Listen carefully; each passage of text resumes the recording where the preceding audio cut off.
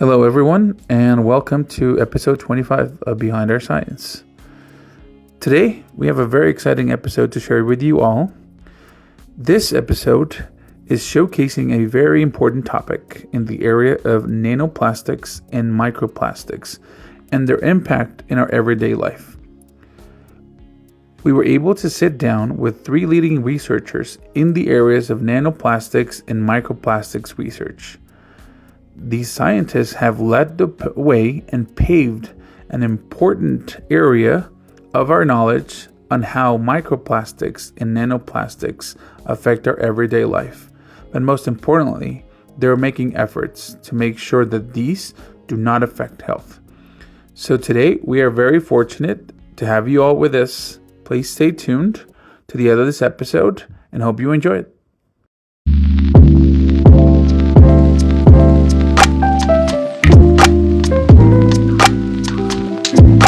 Well, I'm very excited to have Dr. Phoebe Stapleton here from Rutgers University to talk about nanoplastics.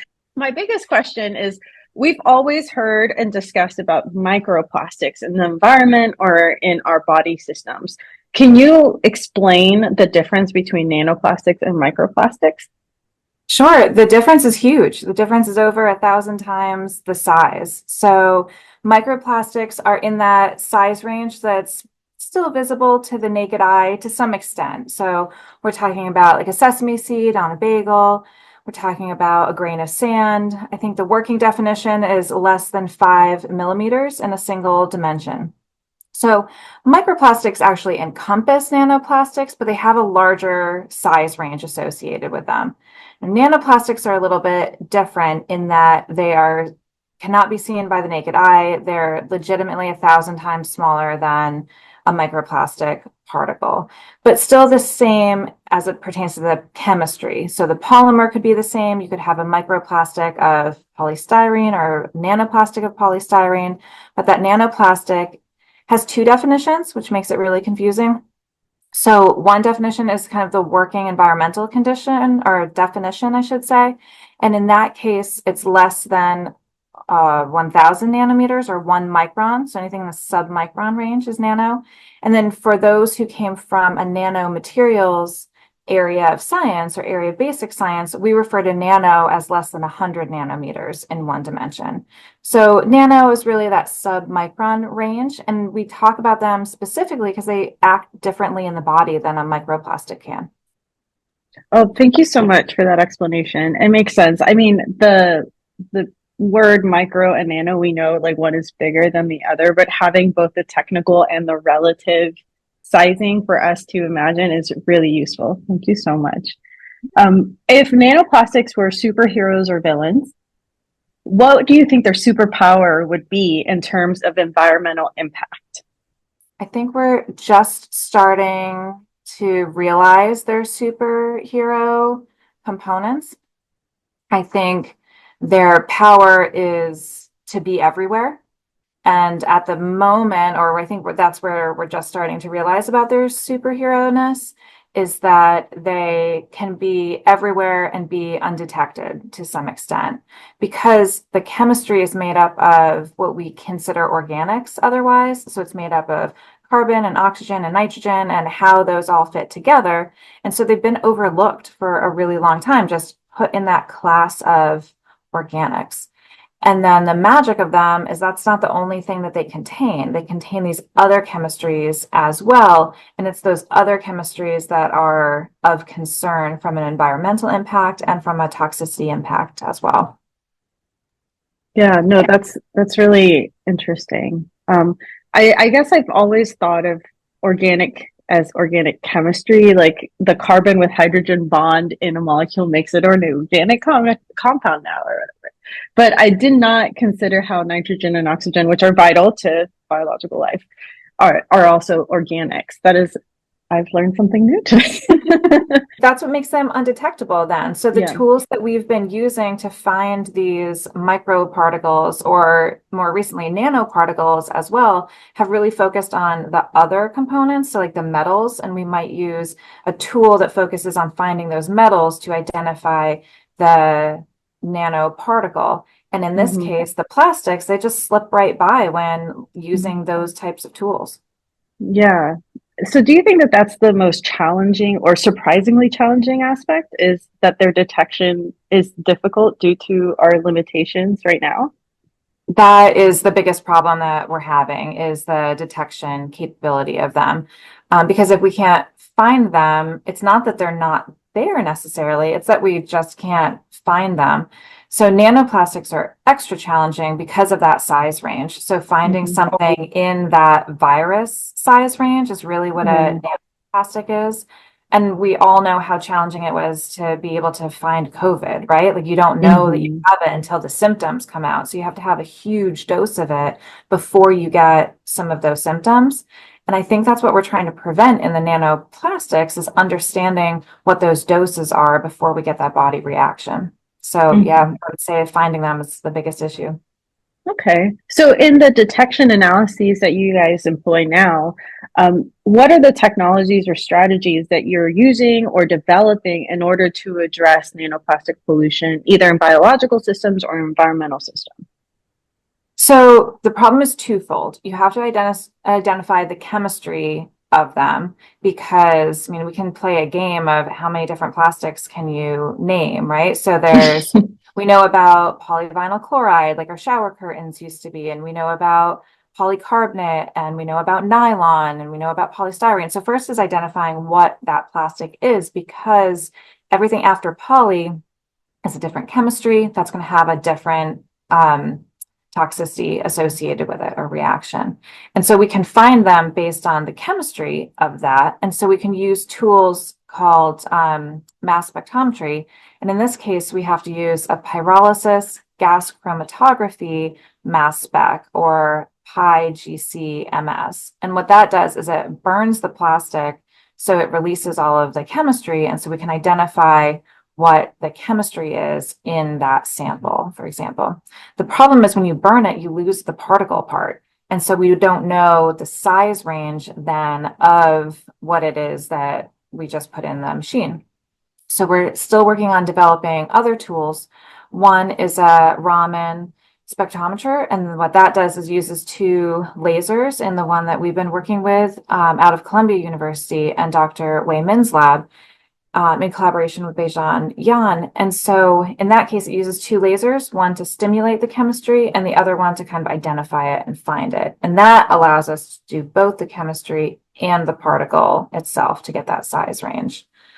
And lastly, we're using it's a hyperspectral dark field microscope, and out of the Cytoviva company. And what that allows us to do is shine a very wide wavelength of light at the particle, and then we assess how it bounces back off. And each type of chemistry gives us a different kind of fingerprint, so of that wavelength, so we know that the particle that the light is bouncing back off of is the particle, or at least the chemistry that we're looking for. Each one comes with its tricks, each one comes with its pros and cons. And so kind of identifying the best way to evaluate them is really what we're focused on in the literature. At least that's part of what my lab is focused on, is identifying the best way to be able to find them in environmental samples and then human tissues as well.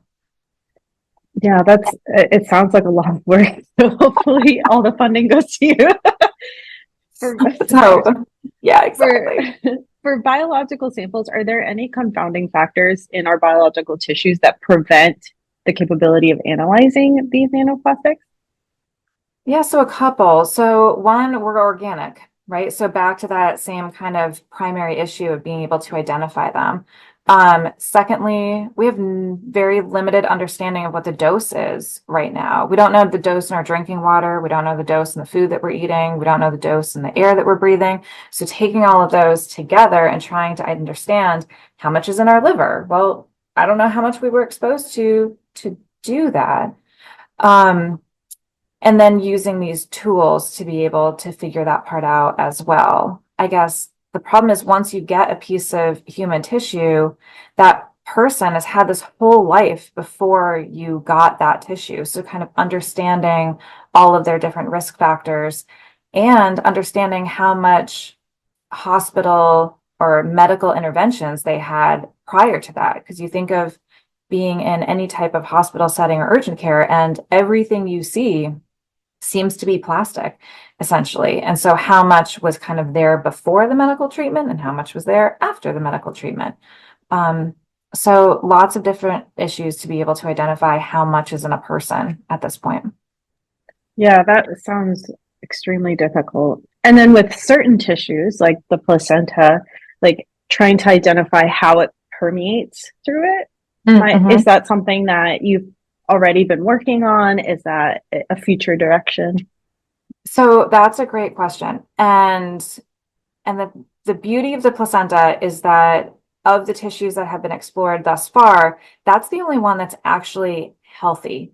There's no reason somebody's giving you a piece of their liver or giving you a piece of their lung or giving you a piece of their heart unless they're already there for some other kind of surgery, right? They're already being treated. And this is kind of part of the pathology that's already taken out and lost. And so that's what they're looking for, or looking at, I should say. The beauty of the placenta is that it isn't because of a health condition, not a negative health condition. It's a naturally forming tissue, and it's getting expelled anyway by normal biological function. So I think that's the best tissue to be able to be looking at, because that's the only one we're getting from a normal, healthy patient. Second to that, the placenta is in the middle of the body. So the lung and the GI system are really the two kind of biological barriers of protection that we have from everything. We're not just nanoplastics and microplastics, but the particles have to get through that biological barrier first. Then it has to get to the placenta. So the question is twofold. How does it get through those normal biological barriers first? And then how does it get to the placenta? Is it through blood, which we kind of assume, but that's not the only transport system. And then how does it get across the placenta? And does it? We know that it's in the placenta, but does it get into the fetal tissues as well? We've been able to show that in our laboratory model, mainly because humans aren't willing to give up a piece of their newborn baby to find out if it's in that tissue or not. But we replicate that in our laboratory settings. One point, if I can, because you've said that it's kind of challenging to be in this area of work, that there are a lot of unknowns still. And I guess I challenge that. Just on the other side of that coin, all I see is opportunity there, because there's so much that we don't know, which means there's so much to learn in this area. So I really get excited when the answer is we don't know yet, because that's an area of research for trainees to go into, for other scientists to go into, all of those things. There's so much that we don't know, so much to learn. Yeah, no, that's true. That's a very important perspective. Is if there's a question, it means that it could still be answered. So how would you say collaboration impacts your research? Because you did mention collaborators in Columbia. And I think one of the old school mentalities was like, everyone in one lab and you all publish under that one lab. But there seems to be a change in that kind of culture, at least system wide. So would you mind expanding on how collaboration impacts your research? No, I think that's a great question. I think you're absolutely right. I think in the past, and even when I was interviewing for faculty positions, there were some schools that were still very, very siloed. And the question would be, what are you going to do to get funding for your laboratory alone? And that really didn't open the opportunity for those collaborations and open the opportunity for you to learn from other scientists as well. If you're responsible for getting your own funding without any help whatsoever. And we still have our own laboratory funding to look at fetal growth restriction outcomes in the vasculature. But this area of research and other areas of research too, I think it's almost disrespectful to the scientists who are already in the field using or developing the tools that we need to work on that. So why would I disrespect them, their life of work up to this point, to try to go into an area that is not the area that I have my expertise in? I have training in cardiovascular physiology as my background. I have training in inhalation toxicology and nanotoxicology through my postdoc. I've learned a lot about reprotox in my independent career stage. And that's a lot of science under that umbrella itself. And now moving into some of these analytical chemistry techniques, this is not my area of expertise. This is not my area of strength, but I do know some really amazing scientists that is their area of strength, but they don't have access to the biological tissues that we have access to on a daily basis. So it's only natural for the two groups to come together, really to share resources, because resources are getting more and more challenging, it seems, by the minute. And by resources, I really mean like federal funding and research dollars to pay for, and not to pay for the answers, but to pay for us to have the ability to hire individuals to help with the research, to pay for some of the supplies that we need, those kinds of things. So if I have a collaboration with a group that legitimately developed this technique, it would just be such a waste of time and resources and knowledge and those kinds of components to not ask them if they can help us answer this question. But at the same time, you're right. You've got to find a collaborator that has that same, everybody is equal, we're sharing this knowledge. I can't answer this question without you, and you can't answer this question without me, and have that mutual respect of what it is that I've been trained in and my comfort is in, and what they have been trained in and what their comfort is in, and really finding that middle ground and respecting that middle ground at the same time.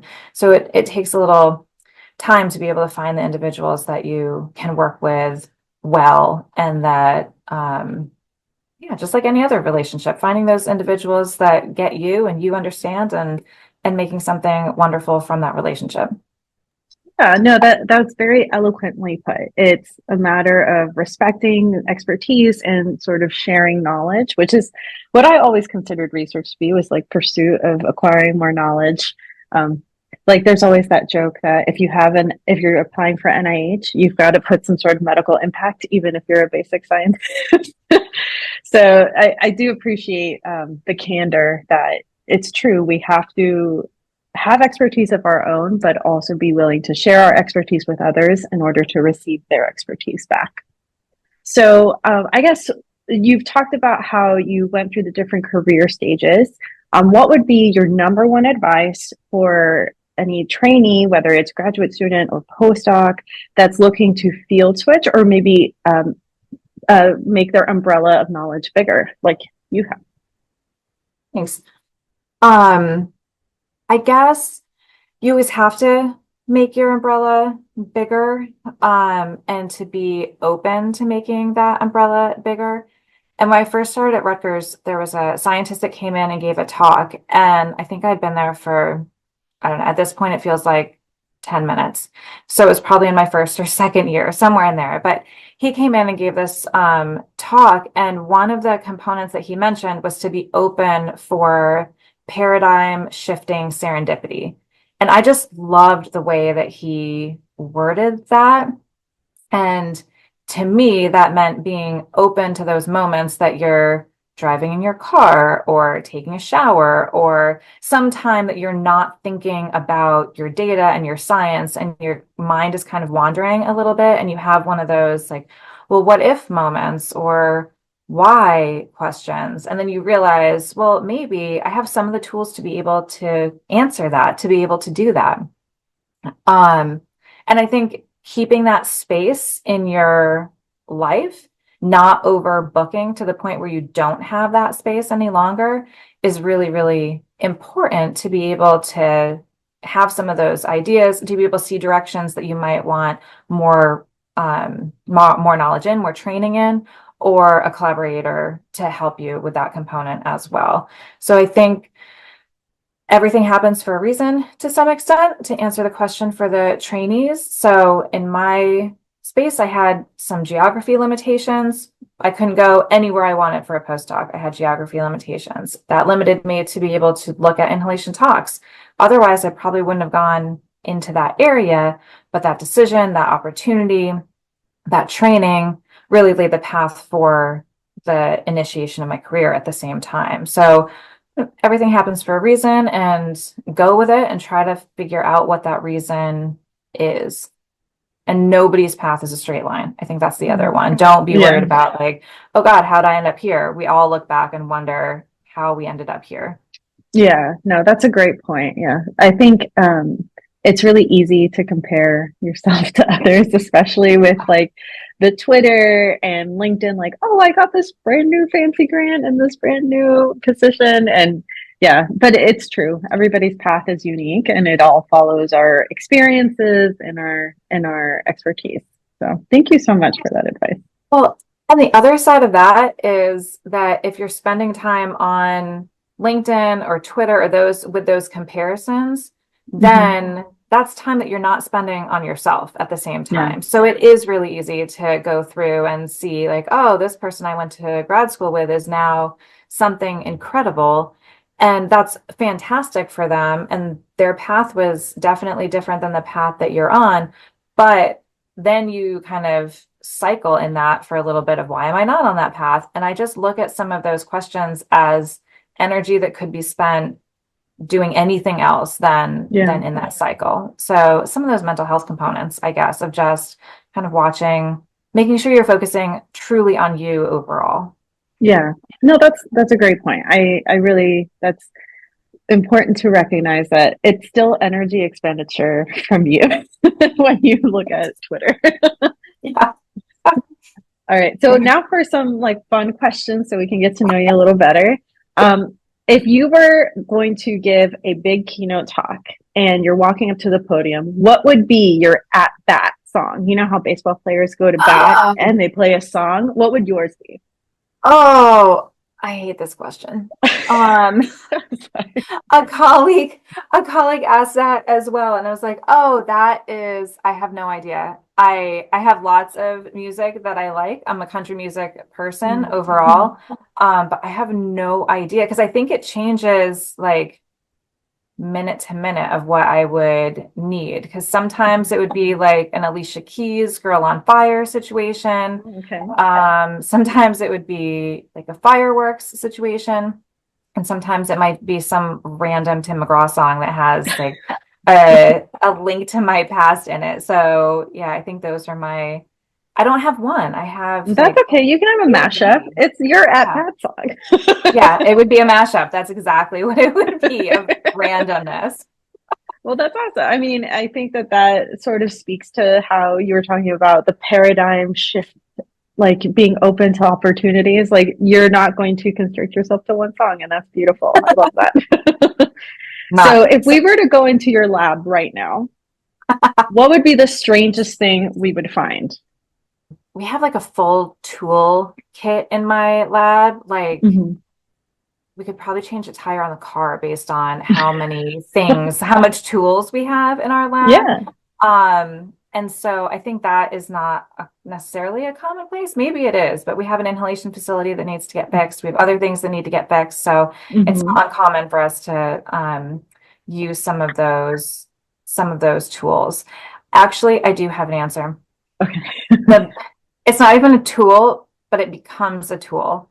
Okay. So we do isolated microvessel work. And to do this, you have to hang a vessel that's about the size of a human hair on a glass pipette, like a tube. So think of a garden hose on a toothpick, even though that's not, the sizes are way off. So, but that same kind of idea, like in putting it in or putting your foot in a sock, same kind of idea in that tube. And so in that glass, we get some gross stuff that kind of backs up into that glass tube, and we need it to be pressurized. We need fluid to be able to flow through the system, through the vessel to do our experiments.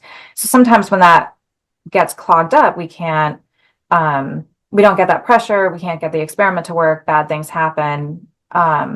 So I learned in my postdoc the best way to clean out the glass, because sometimes you don't have time or desire to replace the whole thing, you just want to clean out the gunk at the end, is to use an eyelash, to take the eyelash and insert it into the tube to clean out all of that gunk. So then you can just continue on with your experiment right away. So that is my tool, is the eyelash to be able to clean it out. which will gross out all of my lab members. So, and it does as soon as they start learning this technique, and you're like, well, this is the trick if you really want to do it. And they're like, where did I end up? Like, what are you talking about? So yeah, that's what I'm going with. It's so resourceful. I love it. Yeah, it saves a lot of time. Yeah, but another postdoc had taught me that when I first started. I looked at her as well, like, you have to be kidding me. And then you do it a couple times, and you're like, yeah, that actually is kind of brilliant. Yeah. Oh my gosh. That's hilarious. But I do love that it's like, this is the rite of passage. If you want to do microfluidics, you gotta use your eyelash to clean out a glass tube. You're literally putting yourself into this. Yeah, you're sacrificing your body for this. Exactly. Okay. Who knew? Who knew? Right. Yeah, no, I love it. But I guess that if girls get like those extended eyelashes, I wonder how problematic that is. But I don't know. I haven't done it, so I'm not sure. So to make it even like weirder, it's the bottom ones that are the best.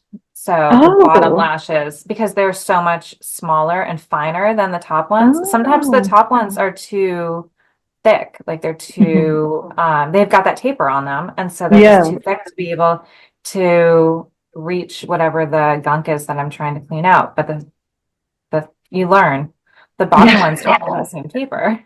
Oh, okay.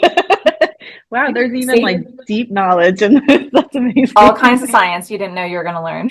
Right. So to wrap up, we're also in this podcast very focused on like mentorship and how to communicate well with like bosses or PIs and lab managers. What would you say is the biggest lesson or growth you've learned in being a mentor as a scientist? The biggest growth as a mentor is the realization of two things. One, none of your trainees are like you. However it is that you came through the system doesn't matter, because it has been at least 10 years since you were in their position. And we talked about social media just a moment ago, and think of just how much social media has changed in the last 10 years. So whatever it is that that landscape where they are learning and they're a trainee is totally different than the landscape that you went through. So keeping that in mind, that nobody is like you. So having that same expectation is really unfair and unreasonable. And then at the same time, none of the trainees are the same either. Everybody comes in with their unique, not just educational background and perspective, but their individual needs are completely different as well. So how you talk to or encourage or have a tough conversation with one trainee is not the way that it's going to work for everybody. So it takes a little while to kind of learn about those individuals and learn kind of what their needs are to make the relationship as positive and as productive as it can be for both parties involved. So keeping all of that in mind, but still being true to yourself at the same time of, this is the way that this person needs to be communicated with, and I recognize that, but that's not the way I communicate at the same time. So kind of finding a balance between those is important, and it takes some time, some trial and error on both sides. Yeah, that's great growth. I love that. It's amazing. And then as you mentioned how things have changed just in a matter of a few years. For example, social media or like the landscape for job faculty searches, etc. What would you say, looking back, is something that you're glad has changed in the culture of mentorship in research or science? There are definitely some positives associated with the way social media has exploded and the way that like LinkedIn as a opportunity has exploded as well. And then you combine that with the necessity of it over COVID, for example. We came to really rely on those resources as a way to continue networking, as a way to continue the relationships that we had built. And prior to that, we would see each other at a conference once a year for some individuals in my scientific network. And that was great. We would see each other. We might exchange an email sometime outside of the conference time. But this the social media components has really added another avenue to be able to have some of those conversations. So even this on Zoom right now, I mean, we're fortunate enough to be relatively local with each other, but we could have the same conversation with colleagues and groups internationally at this point. And that was not something that had been available previously. Yeah, no, Or that's true. as widely used, I guess, as widely Yeah. used. Yeah, I guess you could have like those phone call conferences, but it's not quite the same as putting a face to the voice. No, exactly. And even now, putting a face is great, but it's still really strange to have full conversations or full relationships with just a floating head at the same time. I think that's just hilarious. Like, it's so nice to see like the rest of you. So Yeah. those in-person conversations are still really important and really necessary, I guess, to maintain some of those career development networking components. Yeah, no, that's all great. And very true. Well, thank you so much for taking time out to talk to us about your nanoplastic research. Is there any sort of last impactful statement you want to say to our audience, which is general audience, and then we also have some scientists, mainly trainees that listen, about nanoplastics in our biological systems? I think the last bit is just be patient. We're working on it.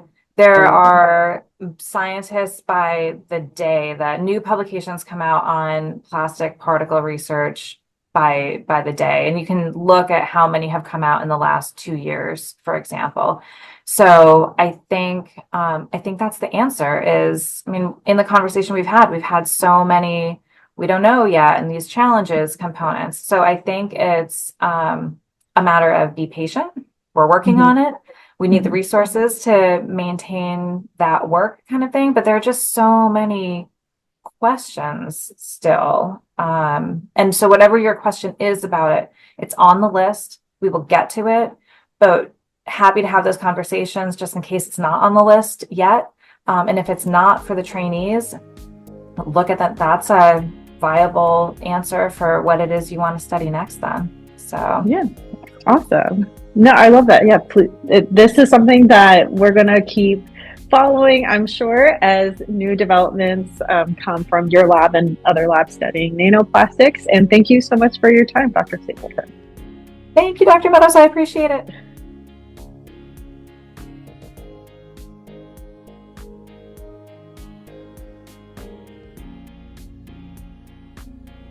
Welcome back to Behind Our Science, a podcast where we uncover the hidden stories and pressing issues in the world of science. Today, we're diving into a topic that's been making headlines: microplastics. We've all heard about microplastics in the oceans, our food, even bottled water. But what about in our eyes? That's right, microplastics and other emerging contaminants are not just an environmental issue. They're creeping into places we'd never expect, including the products we use every day in ophthalmology. Joining us today is Dr. Chris Lim. He's a leading corneal refractive and ocular surface surgeon from Singapore who's been researching these tiny particles and the chemicals that come with them, like PFAS, and they're showing up in these eye care products like contact lenses and intraocular lenses. So we're very excited to have Chris on board, and please give a big welcome to Chris Lim. Hi, Daisy, Roberta. Hi, Chris. Thanks for having me on board. Pleasure to be here. Thank you. So happy to have you. Okay, so let's get started with our first question, which is a little bit of a snapshot of your research on microplastics in eye care products. What's the big picture here? So we've been worried about microplastics in eye care products and its shedding from ophthalmic devices and implants for a very long time. Exposure of the ocular environment to contaminants of emerging concern, which is the broad term really, may have direct and systemic implications, and that was really the area of interest that we were looking at. This is a topic that's increasingly well understood and is raising more alarms, but yet remains fairly poorly regulated. As practitioners, we wholeheartedly do place our trust in regulatory agencies to determine the safety of devices and therapeutics that we recommend and prescribe to our patients. Yet, history has also informed us that these responses are often delayed, with resultant patient harm. We have since decided to proactively investigate ophthalmic therapeutics and products for evidence of contaminants of emerging concern, and also study its impact on the ocular and systemic environment. So the main aim really of our team's work is to generate robust and important evidence to determine the presence or absence of contaminants of emerging concern, and eventually seek to use this body of work to advise industry and regulators on how to improve current safety standards. Nice. Thank you, Chris. And yes, I agree. It's very important to talk to these government bodies and regulators to get some action going. And you've talked a lot about PFAS, and I'm wondering if you could just expand on, firstly, what is it to our listeners? Why should we care? And how widespread is this issue in ophthalmology? Yep. So per and polyfluoroalkyl substances are fairly ubiquitous, and they are found in many different products. We find them, on non-stick pans, in makeup, that's commonly used amongst other sort of different products that are available. What made us really alarmed was a consumer-led study that demonstrated that PFAS was found in all contact lenses that were tested. And this is of a major concern as it represents a route of exposure to these chemicals. There's also been newly published work that's demonstrated that PFAS can be absorbed through human skin and at levels that are much higher than previously thought. The main problem that we have with PFAS is that these are forever chemicals and they take ages to break down. There is also a transgenerational impact. So that means that if I am a female and I have PFAS in my bloodstream, it's not inconceivable that this chemical burden ultimately goes on to be carried by my offspring. And the exposure to these chemicals has been increasingly linked to a range and a host of different healthcare problems, including that of fertility-related issues and also several cancers. So our team was really concerned about the exposure of young children, particularly those that are using myopia control soft contact lenses, as we're starting contact lens wear increasingly in young patients. We have currently tested several brands, and thankfully no PFAS was detected in these lenses. Given the rigor that's needed to ensure the validity of these results, we are performing duplicate and triplicate testings to confirm these findings, and we hope to make available to the greater community these results through the peer-reviewed literature shortly.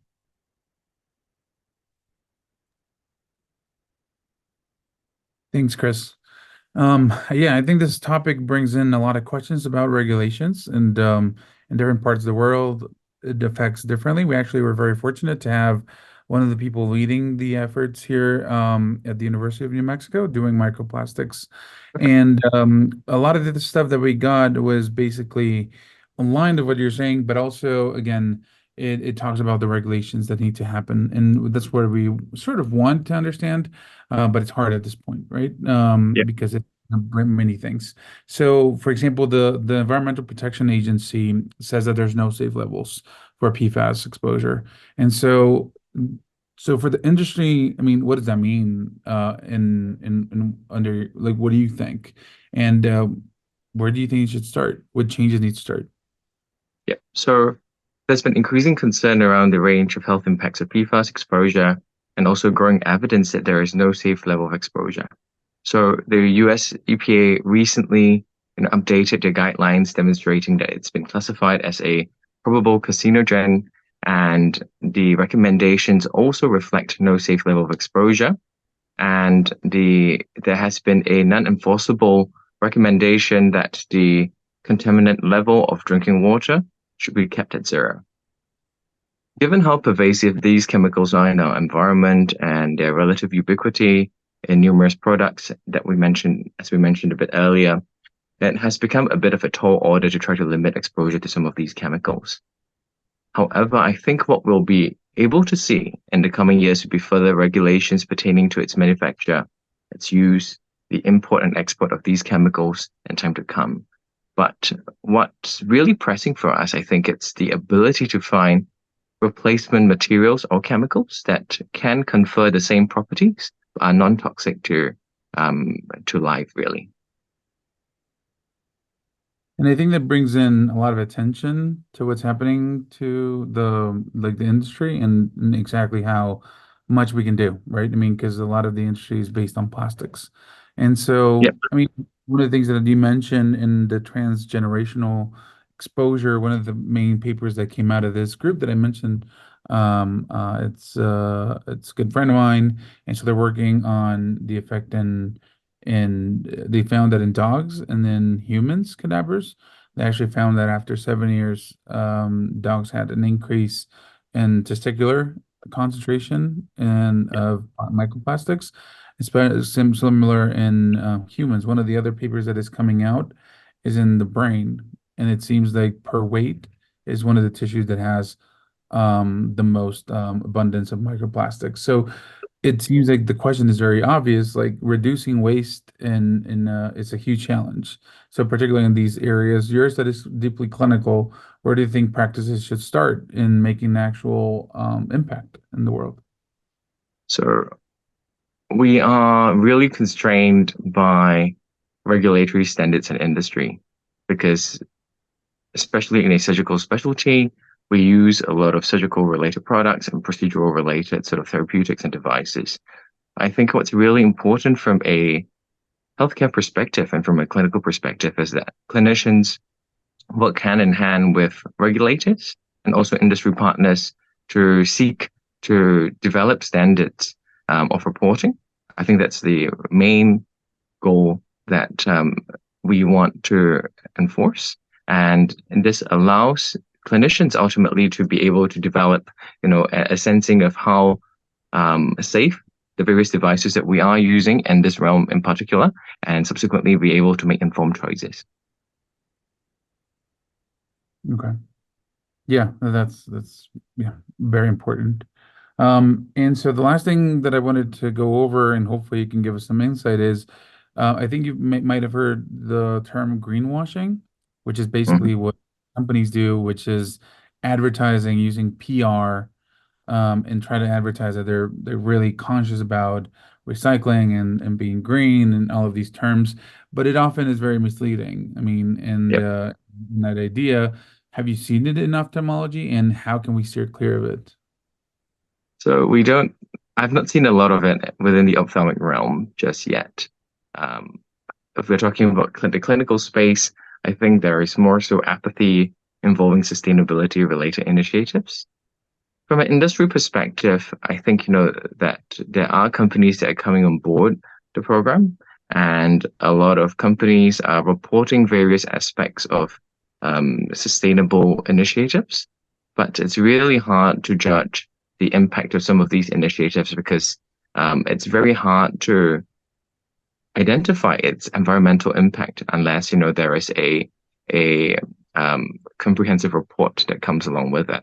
So I think with greenwashing, if we take a step back, it arises because of two main reasons. One, because of deliberate attempts to try to obfuscate the truth. It can also occur unwittingly, in individuals who may not necessarily have the appropriate information or the appropriate skill set to try to determine the environmental impact of some of the work and actions that we are undertaking. So I think, we are having an increased focus in this field, with mandatory sustainability, ESG, CSR type reporting requirements for various companies. And I think, with experts on board, it will be useful to have their input to allow companies to be able to toe the line and to be able to work towards making their practice more sustainable, without actually, I guess, offending or incurring, accusations of greenwashing. Thanks. Oh, sorry, Robert. So looking over the past decade, there's been a focus on sustainability, it seems everywhere, but now also in ophthalmology. How do you think it's been evolving, I guess, in the past decade? And what is Yeah. the most exciting progress that you have seen? So as simple as it sounds, I think the most exciting progress that we've had really centers around the growing awareness amongst healthcare staff that are rallying around sustainability-related efforts. And the call to be good stewards of environment may seem very far-fetched, to some, and it would have been completely off the planet several years ago at conferences. But what we are seeing is that sustainability has become an increasing focus at various conferences.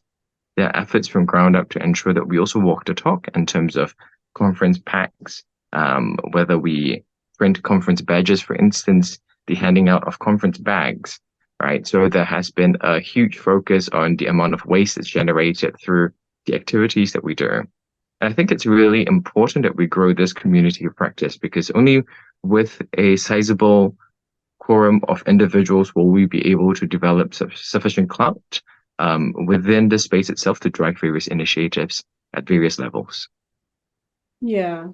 So this level of commitment, though, might be quite difficult, or sounds hard to put in place, especially when there are limited resources and maybe more sustainable methods of generating badges, or even thinking about going to a conference. There's going to be a lot of waste. So how do you think we can have global buy-in on sustainability, especially when we think about the context of ophthalmology or going to conferences, or the sort of like trying to reduce overall waste in the field of healthcare?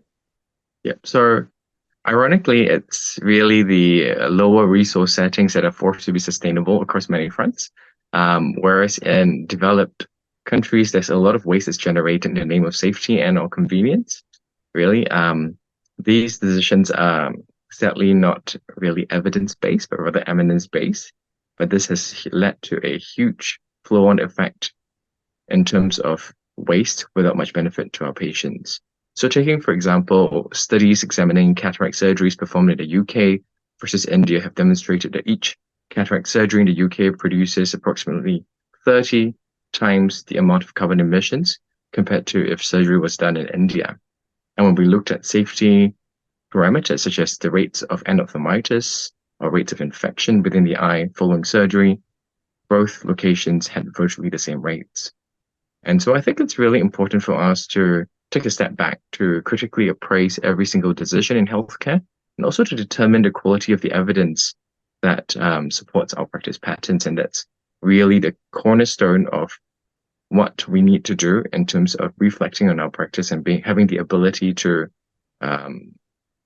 change if the evidence is against the current practice itself. Yeah.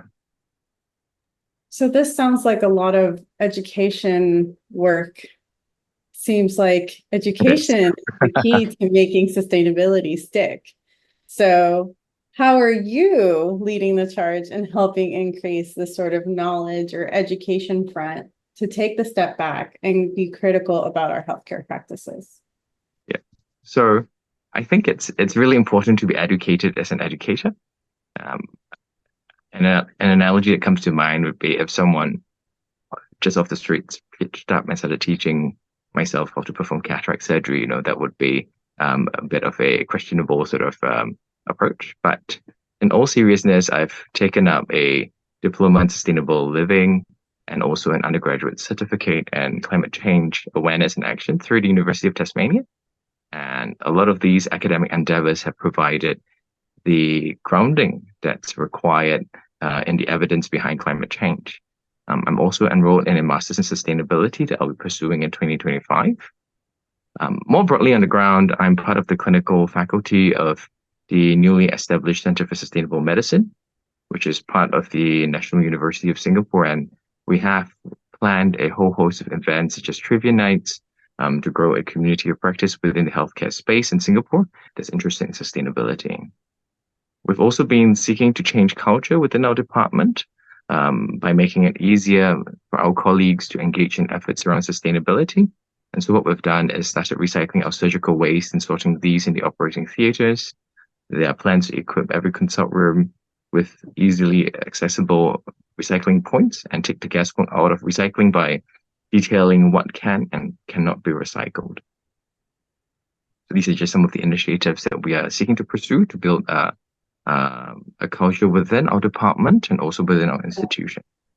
No, I love that. I like the inside out sort of approach that you guys are taking. That sounds like it'll be quite impactful, at least as each person from your department starts, paying it forward, so to speak, of Definitely.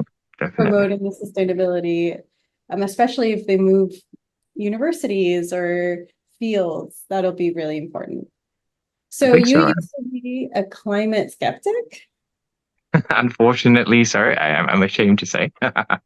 Okay. What changed your mind? And, how does that sort of journey where you now are no longer a skeptic influence your work today? So that's an interesting one. So this was back in the 2000s when doomsday messaging was rife, and in terms like global warming were thrown about, and that sort of messaging didn't really work for me. Instead, I found it quite distasteful, and with that, skepticism took over. And this was made worse by failed climate predictions that have not come to pass, fortunately or otherwise. But the one aspect that I had always believed in was that pollution and the rampant use of chemicals in our everyday lives was having harmful effects on our population and on ourselves. So there was this opportunity to develop a body of work in the space that has allowed me to revisit some of my beliefs, and my academic pursuits in the sustainability realm have also provided critical grounding in the evidence behind climate change.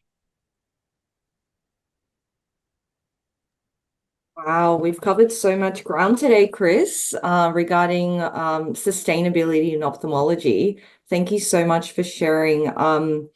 I particularly like that story about you being a climate skeptic, because that is so surprising given your current trajectory, and all the courses you're taking. That goes to show like your commitment to and passion to this field. So what's your vision for a more sustainable ophthalmology practice for our future? And how will you know when you've succeeded? So I think it's a tricky one, isn't it? So I feel that we're not quite there yet, because there is a growing body of work around recommendations for practices to adopt. They are starting to be endorsed by various professional organizations.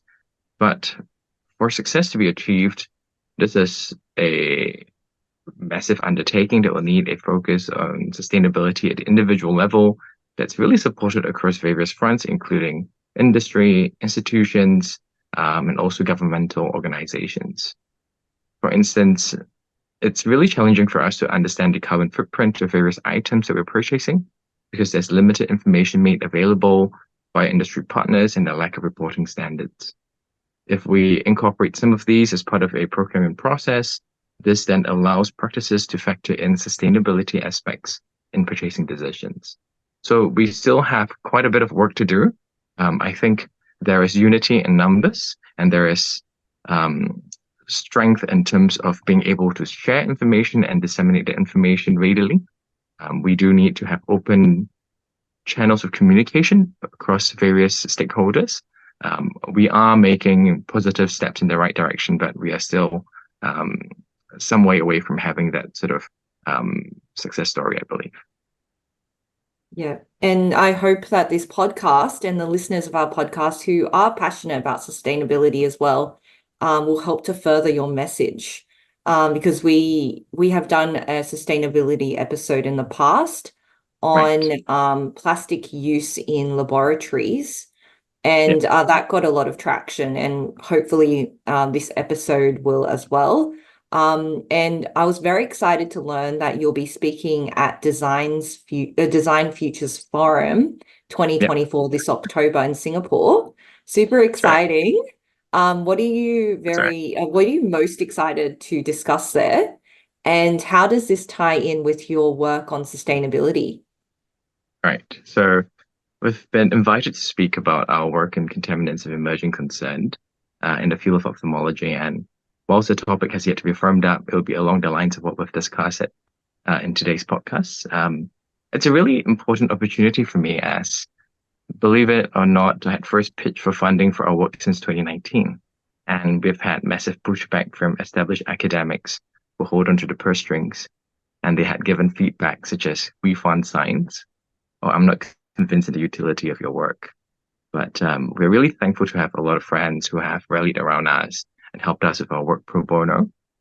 I've also personally been blessed with very good mentors who have believed in our work and also cobbled together support to get us this far. I think it's really important that we democratize some of this information, and we have a larger pool of individuals made aware of environmental health as an emerging area of concern.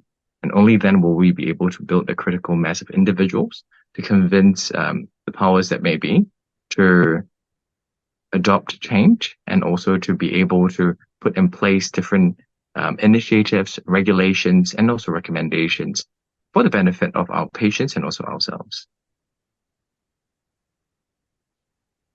Yeah, that's fascinating, Chris. I have to say, like, we're getting more and more into this topic. Like I said, almost everyone is now at least heard or read a paper that's on microplastics. So it's an emerging topic, and I think it'll bring in a lot of attention, especially for again, the skeptics. I mean, I don't know if that's how the podcast would actually help, but I think in any shape or way we might be able to do so.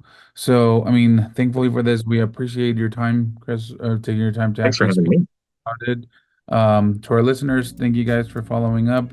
We also heard in this episode, we've heard from Dr. Phoebe Stapleton about the research that she's doing on nanoplastics in the placenta. And so the next piece of this segment is where I spoke to Dr.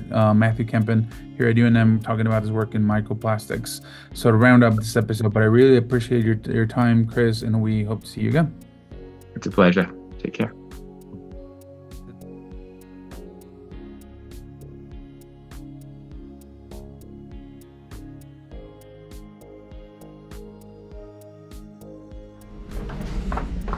Hey, Matt, you ready for your 7.3 questions? I am. All right. Thanks. All right. So thank you first for allowing us to interview you for the Behind Our Science podcast. Sure. So let's start with the first one. Okay. So you're an extremely well-funded researcher and the leader in the field of environmental toxicology with a major focus on cardiovascular physiology. Did you ever foresee that would be where you would want to be when you started your career and the path that's taken you? I don't think I would have predicted that I would have had this much success from those terms. You know, I kind of thought I would just be happy to get some funding and keep my job. I started off like everybody else as a junior scientist, just hoping to get one and then hoping to get another. The other thing I had in the back of my head is my wife is outperforming me in every single way, right? And so just the idea that I need to sort of maintain a level of competency or funding in case she gets a job offer, and I don't want to be dead weight. So those are sort of the things that were like just driving me to make sure that I stayed, contemporary and competitive. And is that the initial thought that you had when you came into research? Is that what you thought? Environmental toxicology? Yeah. I remember when I was a graduate student and I switched from doing a master's to a PhD, and my advisor at the time, Louise Ball, was saying, well, why do you want to do this? Mm-hmm. And I just said, I'm just enjoying this and I feel like it's right for me. Yeah. And so I've never felt like I'm doing anything weird or wrong. I feel like I have opportunities to do research that I think is important and I think is compelling. And reviewers have told me I'm wrong a lot, but I figured a path forward. Yeah, that's always the goal. So, I mean, part of your work is in the New Mexico area, so the community-based research that you do. And so it's been showcased multiple times, but what is it about New Mexico that makes it special for you and your career? New Mexico is fantastic. You will not find many universities that are so focused on the needs and the communities of the state. Mm-hmm. I was just out east, and I found that people at universities I was visiting didn't know what was going on in the building next to them, much less in the county they were in or the state they were in. Sure. And I feel like here we're very focused on the needs of our university, so we're just reaching out to other departments and units and the people there, but also to when we hear Mescalero Apache Reservation is on fire, there's some rallying and some, people are putting together donations and reaching out to help. When we had hantavirus or when we had COVID, there's a very clear response that this university has to help the community. And I think that sort of perception that it's not about any one person here really makes this such a delightful place to work. Yeah. So it's important to do it for the community, but based on you have a couple of niche areas that you're doing research. So as an environmental toxicologist, in which of those niche areas do you think your role will have its major impact? The microplastics has clearly exploded, and it's timely, and the work we're doing, I can't believe we're, something I'm involved with is so at the forefront of what's going on the planet. I think what separates this from any of the other work we've done is that most of the time when I was doing air pollution research or heavy metals, those were already pollutants we knew about and were within regulatory frameworks. The Clean Air Act is saying we have to reduce air pollution. So even though I'm showing it's bad, and maybe it's bad for certain people with certain diseases, that's informative, but it's in the context that, yes, we'll do our best and we'll make these lower. But with plastics, it's the microplastics are growing exponentially in the world, and we're now seeing how much is in the body, and it's alarming. And it's bound to get worse. And I'm literally at the point where I'm getting to talk with, leaders at NIH, and they're going to convey this work to Congress. And wow, and we're getting pushback from polymer chemists at, chemical industry that will remain unnamed. So all of a sudden, this what seemed like a small niche project is becoming a thing at the forefront. It's really incredible what you can stumble into. Yeah, and I guess that's the impact of real work. How does it, again, you talked about community, but also in a bigger sense, the NIH or going to politics. And I guess that's the next question. So, recently your work on microplastic has been showcased by the media. How have you been dealing with this in the last few weeks? Without a doubt, there's been some personal level of satisfaction. Yeah.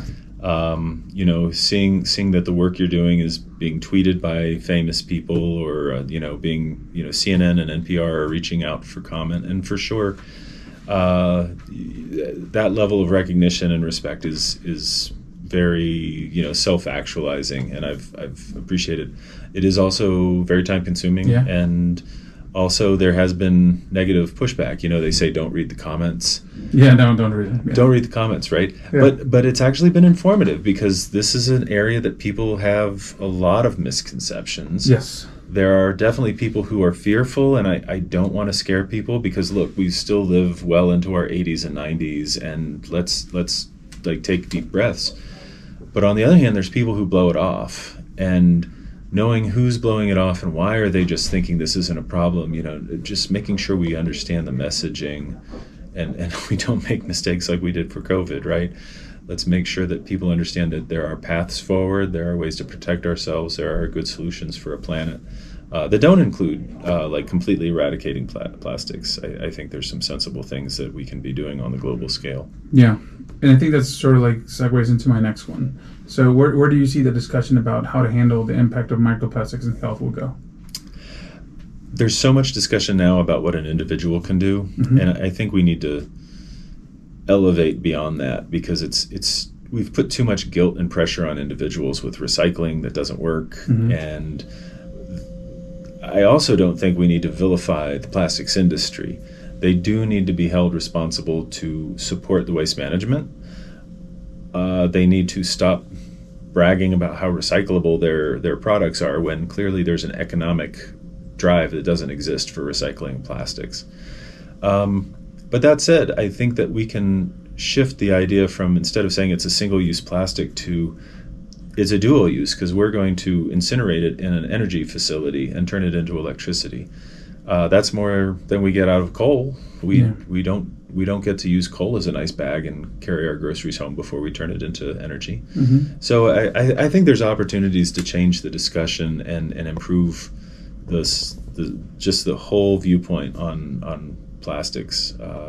There's solutions. Yeah, and I think that also segues into the next one, which is, in your perspective, no controversies here, but how do you think we'd solve the microplastics issue? I think the biggest thing is we transition from largely coal, and we still burn coal. It's all about energy. We transition to waste energy treatment plants slowly over the next 10 to 20 years. Coal plants last about 50 years. So in the next 10 to 20 years, you can assume that 20 to 40% of them will shutter and need to be either rebuilt or renovated.